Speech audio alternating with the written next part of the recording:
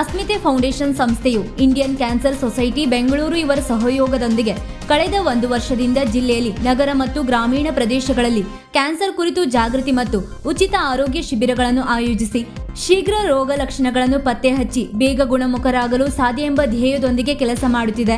ಅದರಂತೆ ಇದೇ ಜನವರಿ 20ರಂದು ನಗರಸಭೆಯ ಸಹಕಾರದಲ್ಲಿ ಪೌರ ಕಾರ್ಮಿಕರು, ನಗರಸಭೆ ಅಧಿಕಾರಿಗಳು, ಸಿಬ್ಬಂದಿಗಳು ಹಾಗೂ ಅವರ ಕುಟುಂಬ ಸದಸ್ಯರಿಗೆ ಇಲ್ಲಿನ ಅಟಲ್ಜಿ ಸಭಾಂಗಣದಲ್ಲಿ ಬೆಳಿಗ್ಗೆ 10ರಿಂದ ಮಧ್ಯಾಹ್ನ 2 ಗಂಟೆಯವರೆಗೆ ಉಚಿತ ಆರೋಗ್ಯ ತಪಾಸಣಾ ಶಿಬಿರವನ್ನು ಆಯೋಜಿಸಿದೆ. ಈ ಆರೋಗ್ಯ ಶಿಬಿರದಲ್ಲಿ 18 ವರ್ಷ ಮೇಲ್ಪಟ್ಟ ಎಲ್ಲರಿಗೂ ರಕ್ತದೊತ್ತಡ, ಮಧುಮೇಹ ಪರೀಕ್ಷೆ, ಬಾಯಿ ಆರೋಗ್ಯ ಪರೀಕ್ಷೆಯನ್ನು ನಡೆಸಲಾಗುವುದು.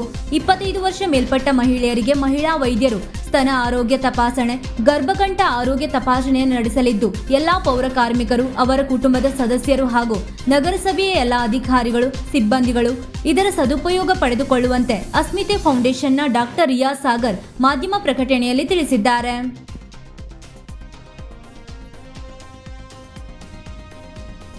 ವೀಕ್ಷಕ ಮಹಾಪ್ರಭುಗಳೇ, ನಮ್ಮ ಚಾನಲ್ ಅನ್ನು ಸಬ್ಸ್ಕ್ರೈಬ್ ಮಾಡಿ, ಶೇರ್ ಮಾಡಿ, ಪ್ರೋತ್ಸಾಹಿಸಿ.